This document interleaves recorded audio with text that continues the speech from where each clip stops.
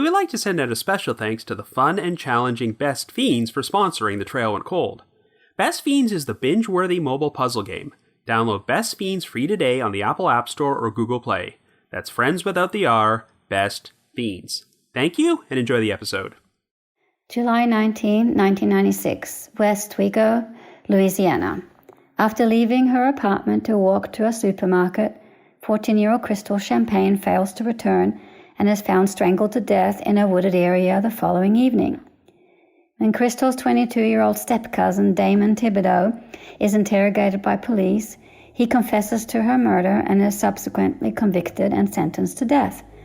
However, Damon maintains that his confession was coerced and none of the physical evidence from the crime matches him. After serving 16 years, Damon's conviction is vacated and he is released from death row. But Crystal's real killer is never found. After that, the trail went cold.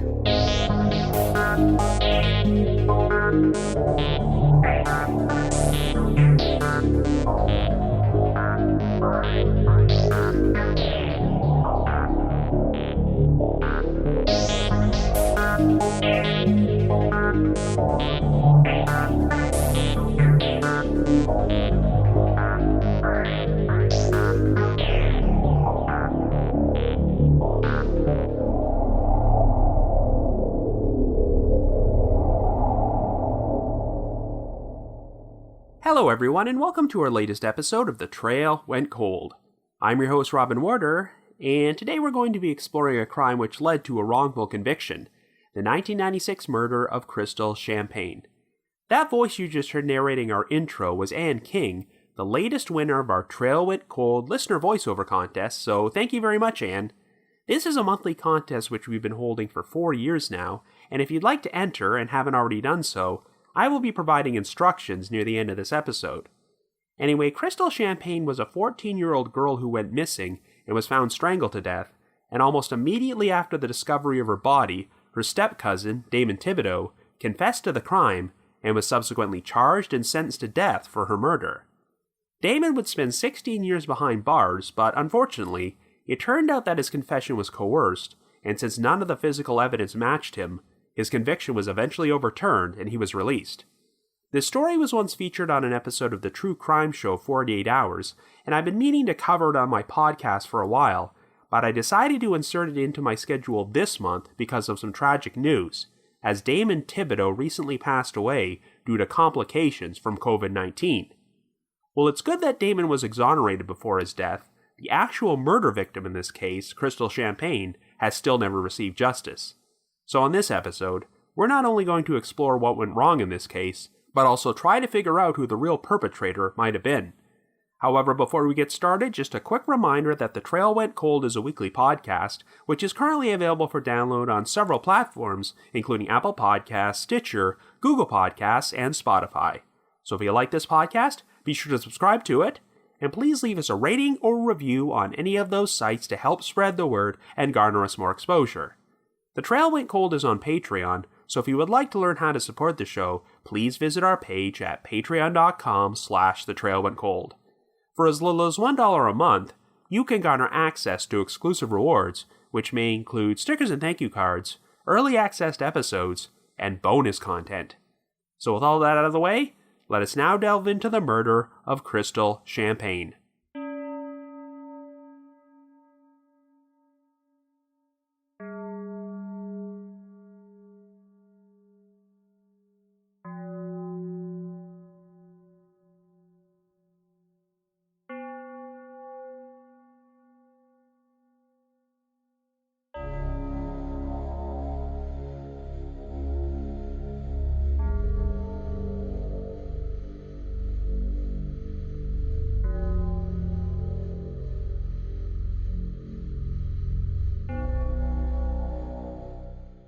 Our story begins in 1996 in Westwego, Louisiana, a suburban community of New Orleans which lies along the west bank of the Mississippi River. Our central figure is 14-year-old Crystal Marie Champagne, who lives at the Tanglewood Apartments complex with her parents, CJ and Dawn Champagne. At around 5:15 p.m. on July the 19th, Crystal left her apartment in order to walk to a nearby Winn-Dixie supermarket to purchase some noodles, but when she failed to return after an hour had passed, her family went out and started searching for her. Crystal could not be found, so her mother reported her missing to the Jefferson Parish Sheriff's Office. Over the course of the next 24 hours, a number of people would canvass the area with missing persons flyers for Crystal, and witnesses would recall having seen her at the Winn-Dixie supermarket on the night she disappeared. Finally, at around 7:40 p.m., a family friend and neighbor named Stacy Melanson called the police from a payphone in the unincorporated community of Bridge City to inform them that Crystal had been found dead. Stacy claimed that she and her boyfriend, John Tomlinson, had shown Crystal's flyer to a pair of women at a convenience store in Bridge City, who told them they recalled seeing a girl matching Crystal's description walking down the levee next to the Mississippi River the previous evening. When Stacy and John went to the area, they soon discovered Crystal's body in a wooded area located underneath the Huey P. Long Bridge. The location was about 5 miles from Crystal's apartment, and an autopsy would reveal that she had been strangled to death and beaten with a blunt object, as she had a fractured skull, a missing tooth, and hemorrhaging to her right eye and forehead. A red industrial wire which had likely been used to strangle Crystal was found tied to a nearby tree. Since her shirt was pulled up over her breasts and her shorts and underwear were pulled down, it appeared that Crystal had also been the victim of a sexual assault. It would later be estimated that Crystal had been dead around 24 hours before she was found, placing her approximate time of death at sometime between 7 and 8 p.m. on July the 19th. Before Crystal's body was discovered, investigators from the Jefferson Parish Sheriff's Office had been interviewing a number of her friends and family members, including her 22-year-old step-cousin Damon Thibodeaux, whose mother was once married to Crystal's uncle. Damon had been living in Midland, Texas, but weeks earlier, after traveling to New Orleans to attend his sister's wedding, he decided he wanted to remain in the area to be closer to his family. He moved in with his mother and got a job as an offshore deckhand on a Mississippi River barge.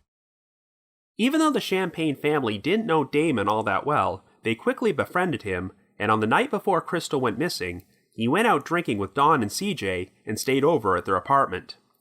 Damon was still there when Crystal left to go to the supermarket the following day, and in fact, she had even asked Damon to give her a ride, but he declined because he was busy fixing a watch. Damon actively participated in the search effort for Crystal before he returned to his mother's house on the evening of July the 20th. Shortly after he arrived, investigators showed up there in order to question Damon, and he agreed to accompany them to the police station for an interview. However, shortly after the questioning started, investigators were informed that Crystal's body had been found, and they started focusing on Damon as a potential suspect. Even though Damon had 2 previous marijuana possession charges on his record, he didn't have any known history of violence, and Crystal's family would later say they never saw any warning signs of him being inappropriate with her. In spite of this, police would spend the next 9 hours interrogating Damon without any legal counsel present. At one point, Damon agreed to take a polygraph test, but was informed that the results showed signs of deception. Even though Damon provided the names of all the people he had been with during the past 24 hours and could function as his alibi witnesses, the detectives lied to him by stating these witnesses had already disputed his alibi. They told Damon they had evidence he killed Crystal, and even planted the idea into his head that he may have blacked out and committed the crime without even remembering it. The interrogation continued on till the early morning hours of July the 21st, and at 4:21 a.m., Damon finally confessed to Crystal's murder, stating, quote, "I didn't know that I had done it, but I done it." He claimed that he had picked up Crystal in his car after she left the supermarket and proceeded to drive her to the levee under the Huey P. Long Bridge. They began to have sex until Crystal yelled out, "Ouch, it hurts, take it easy." When she resisted, Damon claimed this caused him to snap, and he proceeded to rape and beat Crystal before strangling her to death. Afterwards, he returned to Crystal's apartment and assisted with the search effort. Damon was subsequently charged with first-degree murder and aggravated rape, and was so exhausted by this point that he passed out while being transported to jail. However, once Damon woke up, he realized the full ramifications of what happened and immediately recanted his confession. By the time the interrogation started, Damon had gotten virtually no sleep during the past 35 hours, and he started to lose all sense of reality. He claimed that at one point, the detectives threatened him with the death penalty and went into graphic detail about how painful it would be for him to die by a lethal injection. They told Damon that he might receive leniency if he confessed, so he finally decided to tell them what they wanted to hear in order to make the whole ordeal stop. Indeed, it turned out there were a lot of issues with the confession, as only 54 minutes of the 9-hour interrogation session were recorded, and Damon got a number of details wrong about the crime. For starters, Damon claimed that before he strangled Crystal with a wire, he had first choked her with his bare hands, but there were no injuries on her throat to suggest that. But while it seemed clear that the red wire found tied to a nearby tree was the murder weapon, Damon said that he had used a clear black or gray speaker wire which he had gotten from the trunk of his car. In fact, one of the detectives had even followed up this statement by asking Damon if he had any red wire inside his vehicle. Even though the severe injuries to Crystal's face indicated that she had been bludgeoned by a blunt object, Damon only mentioned hitting her with his fists, and while he said that Crystal's body was face down when he left the scene, she was actually found face up. The most troubling inconsistency was that Damon had confessed to raping Crystal and specifically mentioned ejaculating as he squeezed Crystal's throat, but there was no trace of semen found in or on her body.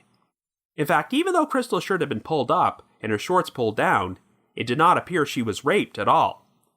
Forensic testing would be performed on 86 pieces of physical evidence, but nothing could be found to link Damon to the crime, and while hairs and fibers were taken from Damon's car, none of them matched Crystal.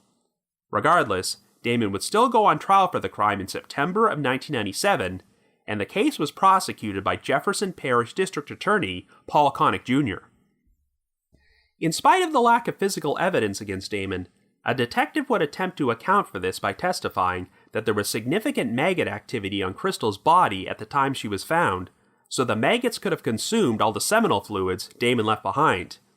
In addition to Damon's confession, corroborating evidence was presented by 2 eyewitnesses who testified that on the night of the crime, they had seen a man matching Damon's description nervously pacing on the levee near the spot where Crystal's body was found. Police later showed them a photo lineup, and they both identified Damon as the man they saw. There was some question about whether Damon would have had the opportunity to kill Crystal that night, as it would have taken between 10 to 15 minutes to drive from Crystal's apartment in Westwego to the murder scene in Bridge City. Throughout the course of the evening, Damon was almost always in the company of other people who could vouch for his whereabouts, aside from a period of around 30 to 45 minutes when Damon claimed he was sitting alone in his parked car smoking a joint. In an original statement to police, Dawn Champagne said that Damon was with her inside the apartment at 7:30 p.m. when she made the call to report Crystal missing. Since Crystal's time of death was estimated to have been sometime between 7 and 8 o'clock that night, this could have cleared Damon of any involvement. But when Dawn took the stand to testify at the trial, she now claimed that Damon was not with her when she phoned the police. The case went to the jury on October the 3rd, and after deliberating for only 1 hour, they found Damon guilty of Crystal's aggravated rape and first-degree murder. Since the aggravating circumstances made Damon eligible for the death penalty, he was sentenced to be executed by a lethal injection.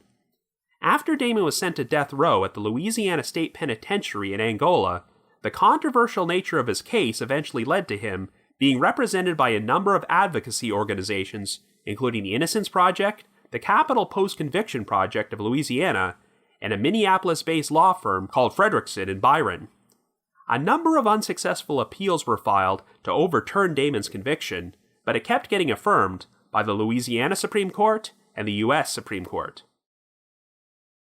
In May of 2007, Damon's legal team decided to approach Jefferson County District Attorney Paul Connick Jr. with the idea of launching a joint reinvestigation into the case in which both sides would split the costs.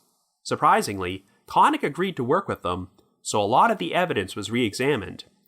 New DNA testing was performed on the clothing that Crystal and Damon had worn on the night of the crime. The results showed no trace of Damon's DNA on Crystal's clothing, and vice versa. A tiny sample of blood had been found on the red wire used to strangle Crystal, and while testing revealed that the blood had a male DNA profile, it did not match Damon. The 2 eyewitnesses who had reported seeing Damon pacing on the levee on the night of the crime were re-interviewed, and they made some surprising admissions. Even though they both identified Damon from a photo lineup, they now said that they had previously seen Damon's photo in the newspaper after he was charged with the murder, which likely gave them cognitive bias when they made the identification. However, what was particularly surprising is that the witnesses specifically mentioned seeing police tape at the scene when they saw this man, which would have meant that their sighting took place on the evening of July the 20th when Crystal's body was found, not on the 19th when he was murdered. And since Damon was already in police custody at this time, then the man they saw at the levee could not have been him. In addition, Dawn Champagne was also re-interviewed about her conflicting statements about whether Damon was still present at the apartment when she made the call to report Crystal missing, and she responded that her original statement to police about Damon being there was her best recollection. At the trial, testimony was provided by the state pathologist Dr. Fraser McKenzie, who outlined the details of Crystal's murder. Dr. McKenzie claimed that he was aware that Damon had confessed to the crime, but he was never shown the actual contents of the confession. When McKenzie finally saw it years later and learned that Damon had confessed to raping Crystal, he was left aghast because none of the physical evidence he saw matched the confession, so he provided a signed affidavit to Damon's legal team outlining all these discrepancies. Damon's defense team also brought in a psychologist to examine him and analyze his confession. It turned out that Damon had a very troubled childhood in which he was physically and sexually abused by multiple individuals. The psychologists conclude that Damon's abusive upbringing had caused him to grow up with a natural fear of authority figures, which made him a lot more susceptible to confessing to something he did not do.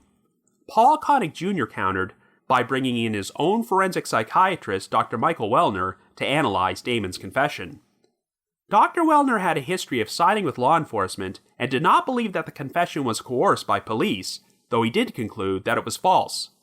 Like many others, Wellner was troubled by the fact that no physical evidence linked Damon to the crime, and theorized that he may have confessed due to massive guilt over the fact that he had turned down Crystal's request to give her a ride to the supermarket on the day she was killed.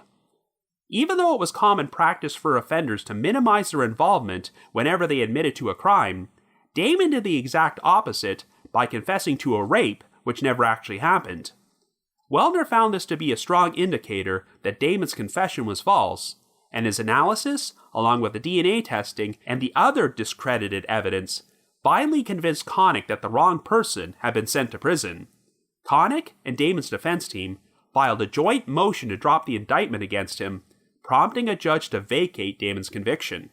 On September the 28th, 2012, after 16 years of incarceration, Damon was finally released from death row and became a free man.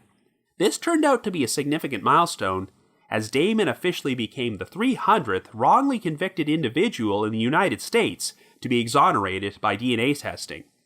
Following his release, Damon moved to Minnesota and began working at Fredrickson & Byron, the law firm who represented him, and having never graduated high school, Damon finally decided to obtain his GED. At the time he was arrested, Damon had a 5-year-old son named Josh, though they had not been in contact since Damon broke up with Josh's mother years earlier. While he was incarcerated, Damon wrote a letter to Josh, who was living in Alabama at this time, but even though they continued to correspond and started building up a relationship, Damon would not allow his son to visit him on death row, and they would not have their first in-person meeting until the day Damon walked out of prison. While making his living as a long-haul trucker, Damon became an active speaker for wrongful conviction reform, and once stated in an interview, quote, "The best part of my day, no matter how good the rest of my day is when I wake up every morning and I don't see those bars," end quote. He eventually moved to Jacksonville, Florida, but unfortunately, on August the 31st, 2021, Damon would succumb to complications from COVID-19 and died at the age of 47. Even though the investigation into the murder of Crystal Champagne was reopened following Damon's release, there does not seem to have been much progress at finding a resolution, and the identity of Crystal's real killer remains unknown. So I guess you could say, the trail went cold. But before we continue, we would like to take a moment to thank our sponsor, Best Fiends. Summer is finally over, and we are entering autumn, but before you know it, winter will be here, and at least up here in Canada, that will mean a lot of cold weather and less motivation to go outside.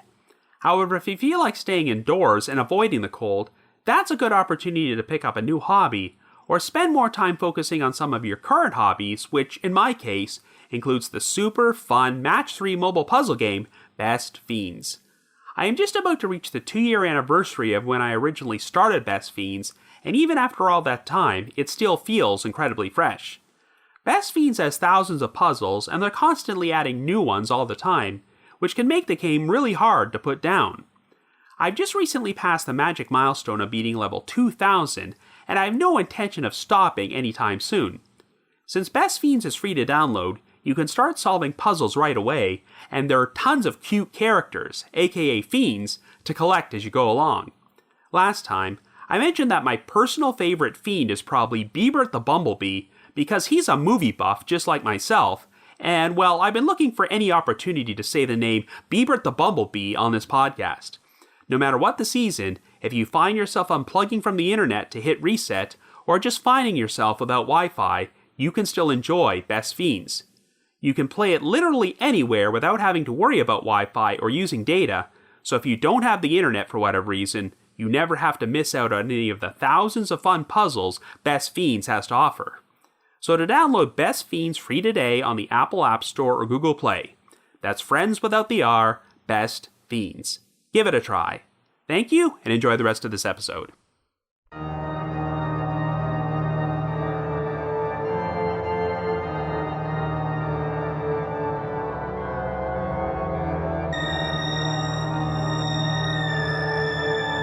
Of course, wrongful convictions are incredibly sad stories to cover, because not only does an innocent person have to serve years in prison for a crime they did not commit, but a lot of the time, the actual victim of the crime never receives justice.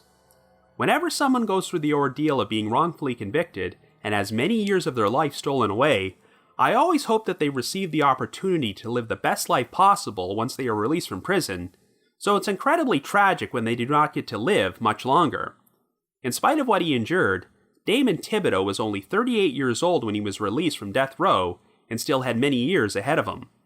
Prior to his arrest, Damon had already endured a very difficult, abusive childhood, but it sounds like he was attempting to live the best life possible these past 9 years before he succumbed to COVID-19. The Innocence Project referred to Damon as an incredibly kind and gentle person during his obituary, and he was attempting to use his experience behind bars to do good. Damon was particularly outspoken against the practice of solitary confinement, deeming it to be cruel and unusual punishment. During his time on death row, Damon would spend 23 hours per day in a small cell, and even after his release, he wound up suffering from frequent nightmares because of the experience, and initially had trouble adjusting to the outside world. At one point, Damon testified in a Senate Judiciary Subcommittee hearing on human rights, and admitted that the experience was so torturous that there were times he just wanted the execution to move forward rather than fight for his exoneration. He stated, quote, "I did not want to live like an animal in a cage for years on end, only to lose my case and then have the state kill me anyway. I thought it would be better to end my life as soon as I could and avoid the agony of life in solitary." End quote. Unfortunately, Damon never received any compensation for his wrongful conviction because even though all the evidence against him was discredited, the Louisiana Attorney General's office stated that he would need to prove his factual innocence. So even though there was no trace of Damon's DNA found on the victim or anywhere near the murder scene, it's not like they could perform DNA testing on a definitive piece of evidence like a semen sample to prove beyond a shadow of a doubt that he did not commit this crime. Damon did attempt to file a federal civil rights lawsuit, which was put on hold in 2017, and this claim was still pending at the time of his death. One of the main reasons wrongful convictions happen is that when police are facing a lot of public pressure to solve a crime and focus on a promising suspect, they'll often develop tunnel vision and do everything in their power to make the case fit that person, even if the evidence leans away from them. But in the case of Crystal Champagne's murder, there wasn't even time for public pressure, since Damon was charged within hours of her body being found. But the problem is that Damon was already in custody for what should have been a routine interview, and once everything evolved from a missing persons case to a homicide investigation, investigators decided to pin the crime on him, even though there was really no evidence, other than the fact that he happened to be present at Crystal's apartment at the time she went missing. This seemed like a case of making a suspect confess, and then worrying about finding the proper evidence after the fact. It seems insane that even with such a weak case against Damon, the jury only deliberated for an hour before they found him guilty, But confessions, no matter how unreliable they may be, still seem to hold a lot of power with jurors who have a hard time grasping the idea that anyone would confess to a crime they didn't commit. As the years go by, the public is becoming more educated on the issues of false confessions, but that still wasn't a particularly well-known issue back in 1996. In Damon's case, he had gotten virtually no sleep after Crystal disappeared and was utterly exhausted by the time he was brought in for questioning, and after being badgered for 9 hours, Damon said he got to the point where he felt the interrogation was never going to end unless he told the police what they wanted to hear. I think that many people who make false confessions assume that everything will eventually be straightened out once the evidence showed they couldn't have committed the crime. But in most of these cases, once the suspect is charged with murder, there's no turning back. Another issue with Damon's trial is that his representation was a public defender who happened to be a former police detective and had never tried a murder case before. Damon did not know this at the time, but his public defender was actually in the midst of arranging a transfer to the district attorney's office, and well, you can't exactly rely on someone like that to provide you with the best defense. On the other side of the coin, one thing which really stands out about this case is the fact that the prosecutor who put Damon away, Jefferson Parish District Attorney Paul Connick Jr., he actually worked with Damon's legal team to help get his conviction overturned, and had no qualms about dropping the charges once it became apparent to him that Damon was innocent. As sad as this is to say, it is extraordinarily rare for prosecutors to admit they made a mistake and put the wrong person in prison, as they will often double down and stick to their guns, even when faced with overwhelming evidence. To make a comparison, you might recall the episode I released over 2 years ago about the wrongful conviction of 16-year-old Sharif Hussein, who was sentenced to death for a murder which took place in the French Quarter of New Orleans and spent nearly 3 years on death row before his conviction was overturned. That case featured some particularly egregious misconduct from the Orleans Parish District Attorney's Office, and the district attorney at that time was Harry Connick Sr., who had a long, checkered history of wrongful convictions and sending innocent people to death row. So I may have said some not-so-flattering things about him during that episode. Well, as you might have already guessed, Harry Connick Sr. is the father of famous jazz singer/actor Harry Connick Jr., and Paul Connick Jr. happens to be Harry Sr.'s nephew. But remarkably, Paul seems to have a much different attitude about justice than his uncle.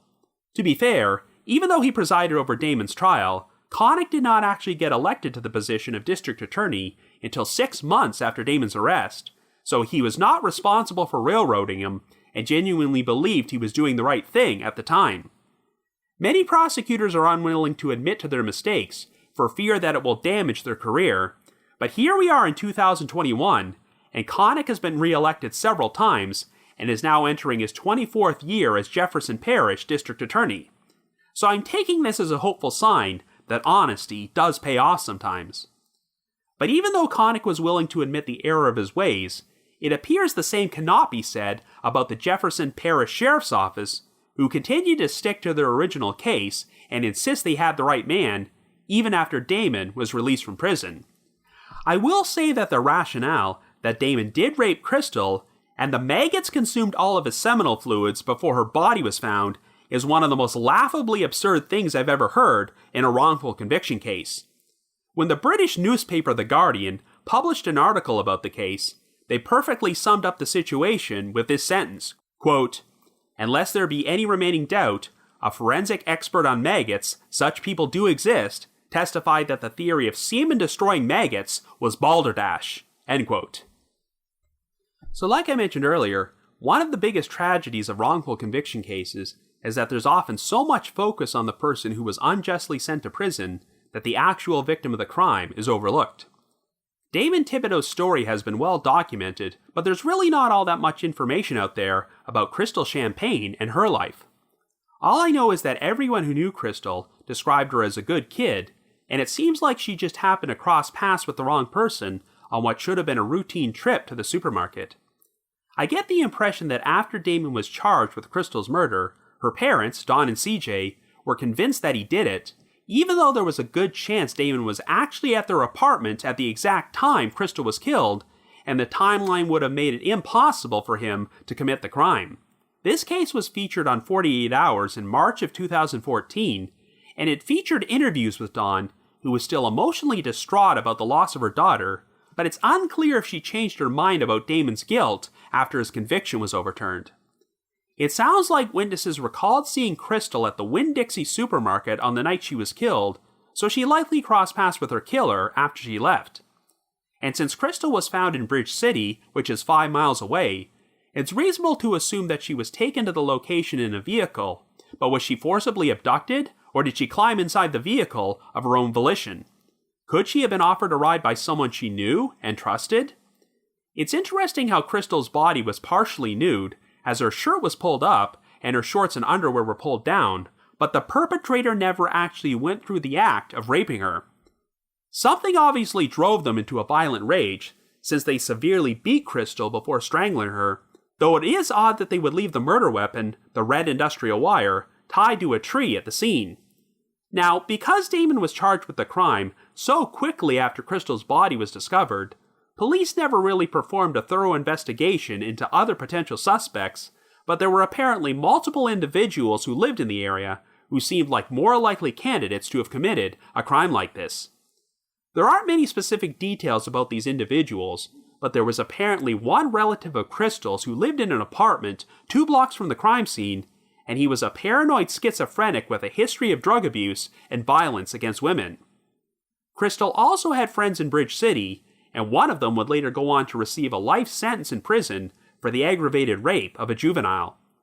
However, the one alternate suspect who has risen the most eyebrows is the person who found Crystal's body, John Tomlinson. I already mentioned Tomlinson's name near the beginning of this episode, but here's some more backstory. At the time, he was the boyfriend of Stacy Melanson, the family friend and neighbor who called the police to report the discovery of Crystal's body, and John also lived in the same apartment complex as the Champagne family. On July the 18th, Stacy had actually gone out drinking with Damon, Dawn, and CJ, and paid Crystal to spend the night babysitting her children. Stacy then brought Crystal home at 2 p.m. the following afternoon, just over 3 hours before she left to go to the supermarket. Sometime between 5:30 and 6 p.m. on July the 20th, while Crystal was still missing, Stacy picked John Tomlinson up at a shipyard as he worked as a deckhand on a tugboat. They proceeded to continue searching for Crystal by handing out missing persons flyers, and when they stopped at a Circle K convenience store in Bridge City, 2 eyewitnesses recognized Crystal from her flyer and told them that they had seen her walking along the levee next to the Mississippi River the previous night. But here's where things get odd.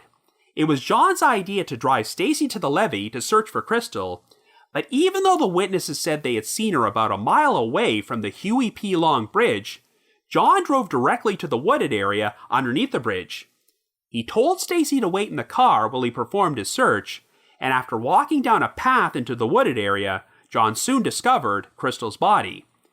Now, the main reason we know all this information about John is because he agreed to be interviewed on the aforementioned 48 Hours episode, where he said that he had a unique ability to dream things which came true. John claimed that he once had a vivid dream where he found Crystal's body and looked up to see the Huey P. Long Bridge above him, which is why he felt compelled to stop the car and search for her body in the wooded area underneath the bridge. Of course, at the time this happened, John never told police about the so-called dream, instead telling them it was his quote-unquote intuition which helped him discover Crystal's body. To their credit, police did find this statement to be suspicious, so John was taken to the station and interrogated for hours. The problem? Damon was being interrogated right down the hallway at the exact same time, and when he confessed to Crystal's murder, John was no longer the focus of the investigation. Okay, so on the basis of his interview on 48 Hours, John Tomlinson definitely comes across as an odd individual. There are numerous documented cases where a murder victim's body wound up being discovered by their killer, which they sometimes do because they believe it will help take the suspicion off themselves. But this case is particularly troubling because the eyewitnesses who reported seeing Crystal placed her on the levee about a mile away from the location her body was found, yet John did not even bother to search that area and instead drove straight to the wooded area. Her body was pretty well concealed, and there's no way anyone could have seen it from the levee, unless they made a calculated decision to walk down a path into the trees, which John decided to do. He otherwise should have had no reason to believe Crystal was there, except that he was supposedly following the whims of a dream. This is a big enough red flag, but what's even more disturbing is that unlike Damon, John was a documented sex offender, as 2 years before Crystal's murder, he served time in prison after being convicted of indecent behavior with a juvenile. Now, during his 48 Hours interview, John explained this by claiming that he had sexual contact with a girl he picked up at a bar whom he believed was 18, but he did not realize she was actually 14. But given that Crystal was 14 at the time of her death, this might suggest a pattern of predatory behavior. Since the Champagne family was close friends with John's girlfriend, and he lived in the same apartment complex, John certainly would have known who Crystal was, and it's reasonable to assume that she might have trusted John enough to climb into a vehicle with him.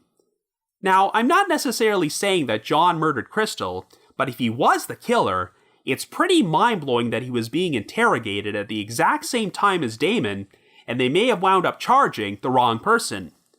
John even admitted that the police pushed him pretty hard during his interrogation, so it's possible he could have eventually cracked and confessed to the crime. For all we know, Damon may have unknowingly let the real perpetrator off the hook by making his own confession. I certainly don't blame the police for looking at both men as potential suspects, but considering that there was zero evidence against Damon, you'd think they would have focused more attention on the guy who actually found the victim's body and could not come up with a logical explanation to account for it. However, before we bring the hammer down on Tomlinson, we have to acknowledge that he did have an alibi for the time period when Crystal was murdered, which is why he was not investigated any further by police. I mentioned earlier that John worked as a deckhand on a tugboat, which was cruising down the Mississippi River on the night of the crime. The boat's log showed that John was on board, and he said he was sleeping when Stacy called to inform him that Crystal was missing. But there's been some question about how reliable these logs are, because by John's own admission, it wasn't uncommon for crew members to sneak off the boat without their supervisor's knowledge and to cover for each other all the time. So theoretically, a crew member could have left the boat while it was docked and snuck back on without anyone noticing. It's interesting how Tomlinson seems to contradict himself while discussing this topic during his 48 Hours interview. At one point, Aaron Moriarty asks, quote, "Now at the time though, you told him that it was impossible to get off the boat, and it wasn't it?" End quote. Tomlinson then replies, quote, "Well sure, no it's not. It never is, but I always let my boss know when I was getting off that boat." End quote. However, later on, Moriarty asks John if he ever snuck off the boat to see Stacy, and he confirms that he did so on a few occasions, and would spend the night with Stacy instead of sleeping on the boat like he was supposed to. But this admission seems to fly in sharp contrast to his previous claim that he always let his boss know whenever he got off the boat. Of course, John denies that he snuck off the boat at any point on the evening of July the 19th, 1996, and if he is telling the truth, then he can be ruled out as having any involvement in Crystal's murder. While we know that Crystal left her apartment at 5:15 p.m., and was likely killed sometime between 7 and 8 o'clock, we don't have any specific details about the exact whereabouts of the tugboat during this time period. So for all we know, it may have actually been impossible for John to have committed this crime. Even if he sneaked off the boat and killed Crystal, he still would have had to sneak back on at some point if Stacy called him on the boat that night to let him know Crystal was missing. Also, since Crystal was found 5 miles from the location where she was last seen, she probably would have needed someone with a vehicle to transport her there, and it's unclear if John would have had access to a vehicle at that time. Given the circumstances, it's possible that the logistics just made it too difficult for John to commit this crime, but the issue is that since Damon was charged with the murder so quickly, John never got the thorough investigation he deserved. Now, at the time the 48 Hours episode was filmed, John was living in the small town of Ball, Louisiana, which is about 200 miles away from Westwego, and I have no idea what his current whereabouts are today. However, it seems to me that the best way to determine John's culpability would be to collect his DNA and compare it to the physical evidence. Even though there was no semen found at the murder scene, there was a sample of blood with a male DNA profile on the red wire used to strangle Crystal. We know it did not match Damon, but it would be interesting to see how it compared to John's DNA. Unlike with many other wrongful conviction cases, the Jefferson Parish District Attorney's Office said they would reopen the investigation into Crystal's murder following Damon's exoneration in 2012. Thankfully, they did not go the traditional route of maintaining they got the right killer all along and closing the case, but it's unclear how much investigation has actually been done.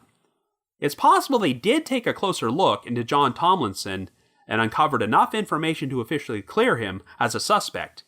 But if not, I really wish investigators would re-interview him and take his DNA so we can finally put this matter to rest once and for all.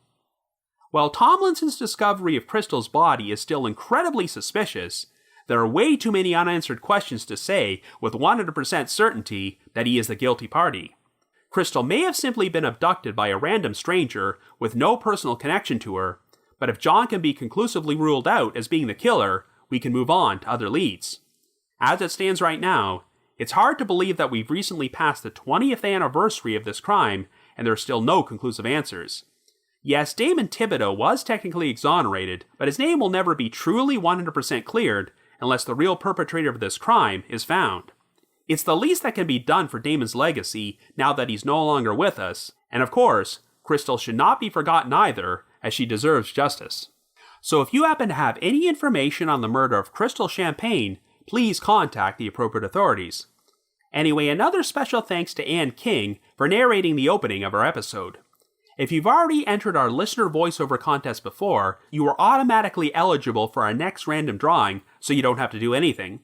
But if you would like to enter and haven't done so yet, all you have to do is send me an email under the subject line, Trail Went Cold Contest, naming the one unsolved cold case you would most like to see covered on this podcast. So once again, send me an email under the subject line, Trail Went Cold Contest, to robin.warder@icloud.com. That's robin.warder@icloud.com. Now the reminder that The Trail Went Cold is on Patreon, so please visit patreon.com/thetrailwentcold to learn how you can support our podcast and become eligible for some pretty neat rewards. We produced a bunch of exclusive bonus episodes for our patrons in tiers 2 and 3, and this past month, I released an episode about the bizarre 1934 ransom kidnapping of June Robles, who was found alive inside a metal box in the desert, but her kidnappers were never caught, and there's been some debate about whether the whole thing might have been an elaborate hoax. I'm also going to be dropping the occasional exclusive bonus Patreon episode from my spin-off podcast, The Path Went Chilly, and we recently released an episode in which myself and my co-hosts, Jules and Ashley, discussed the unsolved disappearance of convenience store clerk Deborah Poe. And for our patrons in Tier 3, I've also recorded another new audio commentary track which can be played over a classic episode of Unsolved Mysteries. I'd also like to give a shout out to our most recent listeners who have signed up with us on Patreon this week, and they are CCC, Renee F., and JJ. Thank you all so much for your support. And before we bring this episode to a close, I'd like to play a promo for another true crime podcast, Reverie True Crime. I'm Paige, the host of Reverie True Crime. I tell stories of helpless victims, vicious killers, predators watching their prey before they strike, survivors, petty crimes, people we think we know who do the unthinkable, and the dangers that lurk not only in the dead of night, but in plain sight in the light of day. Every once in a while, I'll also tell stories of the frightening paranormal, elusive cryptids, haunted locations, and conspiracies that may be silly or thought-provoking. You can listen to Reverie True Crime wherever you're listening to this podcast. Feel free to follow me on Twitter at Reverie Crime Pod, Facebook, Instagram, and even Tumblr at Reverie True Crime. Remember, stay safe, be aware of your surroundings at all times, and take care. I'm also pleased to announce that The Trail Went Cold has been added to the lineup for Podcast Row at CrimeCon 2022, which is being held in Las Vegas from April the 29th until May the 1st. If you would like to purchase tickets, we already have our own personalized promo code to get a discount. So to receive a 10% discount off a standard badge, please visit crimecon.com and enter the promo code TRAIL. That's crimecon.com and the promo code is TRAIL. In addition, I wanted to provide another reminder that I hold live streaming sessions on a platform called Get Vocal. Every Thursday night from 7 until 8 p.m. Eastern Time, I host what is essentially an after show for each week's podcast episode, where I have an interactive discussion about the featured case from said episode and answer questions and address comments from listeners.